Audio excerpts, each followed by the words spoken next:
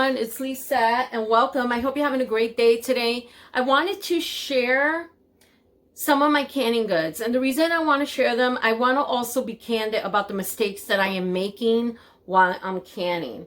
And I am just learning. I've been learning like the last 2 years about canning and how to preserve food, how to can dry goods. I'm learning how to do that, how to can in one of those pots with a pressure canner, how to can in one of those. So I'm learning all these different things. I'm watching videos. There's many channels out there that show you different ways of canning. I'll link some of those channels to this video that I like to watch. Okay, so I'm learning how to can, I'm learning how to water bath and do all those things. So I decided, you know what, let me start canning dry goods. Let me start canning, what else? Let me start dehydrating food. And somebody very sweet, a lot of you know, Tessie, sent me a dehydrator, which is great because I have been using it. I have been enjoying it and using it. It has been such a blessing to my life. So here goes some of my canning goods. Now I have made some boo-boos. And one of the biggest boo-boos I made that I think is the first thing I should share, let me put my chicken over here, was that some of these things, even though I put labels on them, I did not write what they were. Because in my mind, I was thinking, I'm going to know what they are, right? Who's not going to know? We use these things all the time. Wrong. I did not label some of these, and then I'm like, what is this? So always label your stuff, even if you know what it is. Even if it's sugar, even if it's brown sugar, or maybe it's confession of sugar, or it's something different. Just make sure you label it so you're not wondering what it is, or you have to throw it out or whatever. But never throw anything out. Try to use it. So I'll show you, for instance. This was one of them, but I think I did. Oh, I did label it. Okay, I did. Right down there. I was looking at that. I did label it. I wrote it small, but anyway, next time I'm not going to do that. I'm going to put like one of the stickers that has like a little opening where I can write what it is. And I made these labels myself, Beatrix Potter labels, and I called it Proverbs Pantry. And I did these quite a while back. I did these last year. This is brown sugar, light brown sugar. And you know, oxygen absorbers cannot go in here because it will make it really, really hard. So yes, that's one thing I'm learning, is to label things. Like this one, I did not label, but I know what this is. This is Beyond. This is the stuff you make broth with. So I know what that is. You can't put an oxygen absorber, but I did put a bay leaf is in there somewhere. I don't know if I can see it. Maybe I can see it over here. But anyway, I put a bay leaf in here. Keep it fresh. But I didn't label it. You see, but now if my husband wants to make something and he's trying to use it, he may not know what this is. So it's something that I am learning. I have my confectionate sugar right here. So these were like my beginning projects that I started doing. But I do use confectionate sugar. I do use that a lot.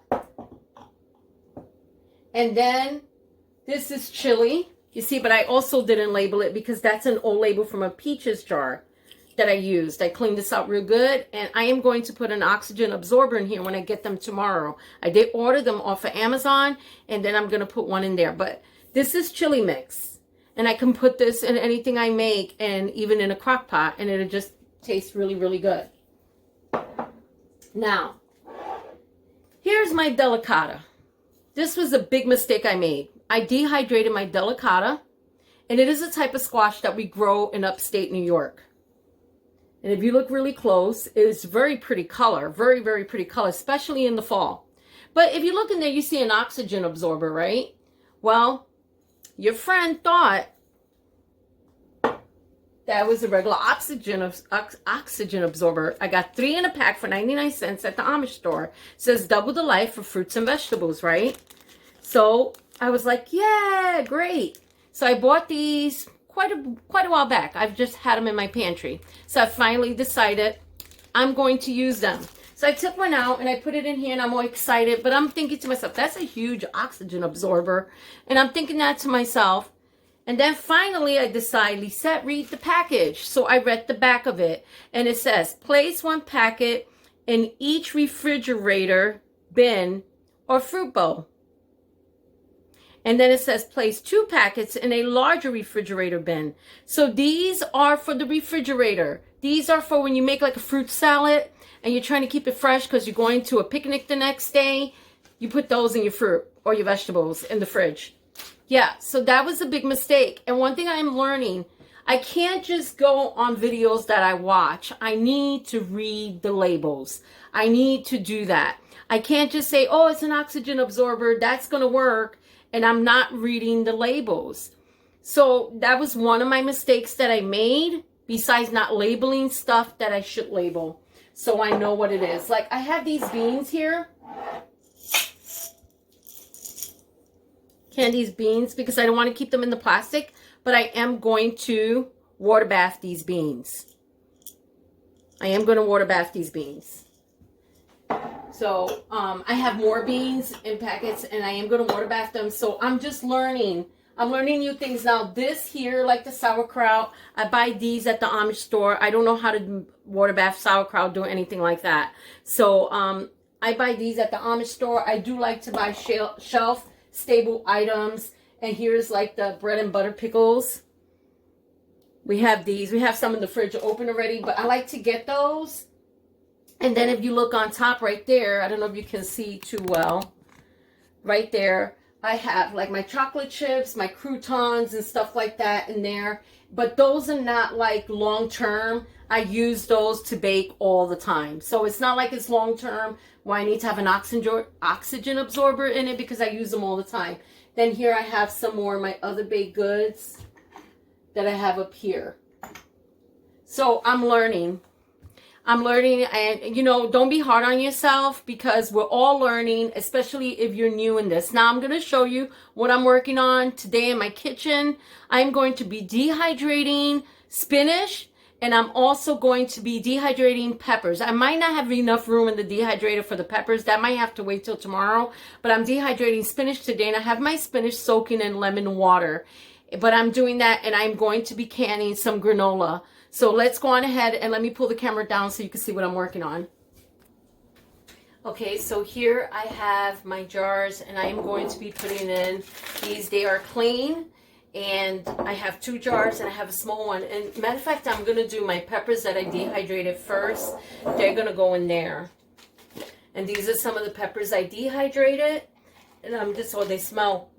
You know, when you dehydrate stuff, it gives it even a stronger smell. It smells absolutely delicious. My hands are clean. So I'm going to go on ahead and I'm just going to put these in here.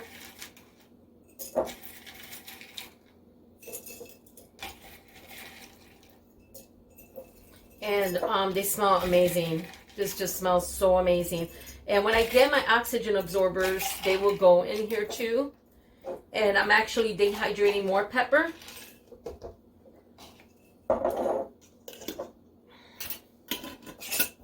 And I am going to get some labels for these. Look how beautiful that is.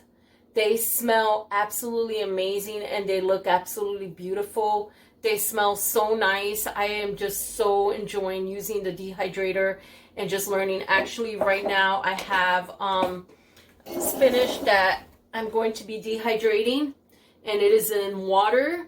And I put a little bit of lemon juice. And that's another mistake that I was making when I was dehydrating my vegetables and my fruits. I was not putting any, soaking them first in lemon water. And somebody, a great subscriber on here, said you should soak them in lemon water. And that was a big mistake that I was making. So I took their advice and I went on ahead and did that. I think it's so important that we sometimes take tips from our subscribers because a lot of them are already doing this.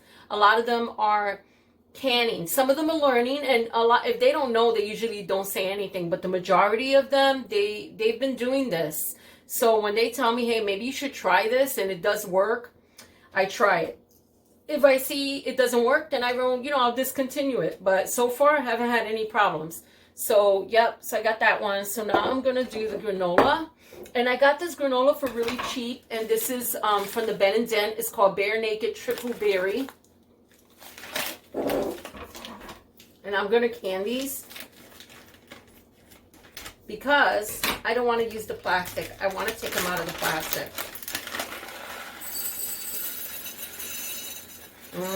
These got like huge raisins in them. Wow, that's pretty. It's got like huge raisins inside. It's got dry strawberries, dry raspberries, blueberries, and whole grain oats. Oh, that's going to be delicious for overnight oats and stuff. That's going to be delicious. So I'm going to go on ahead. Let me see. I can put some more.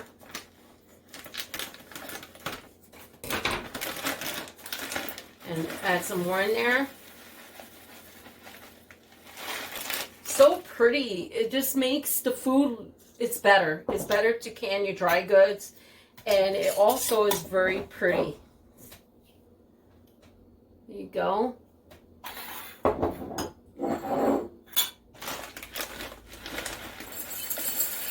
Now, I will tell you the truth. I'm going to be canning, like, just, you know, water bathing and pressure canning and stuff. That makes me a little nervous because I want to make sure I do everything right when it comes to that, because that's going to be long shelf items, and I want to make sure that I do them right.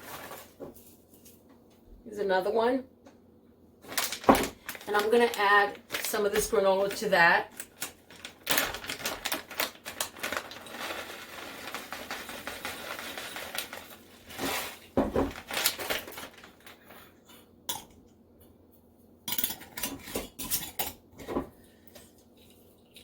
Go.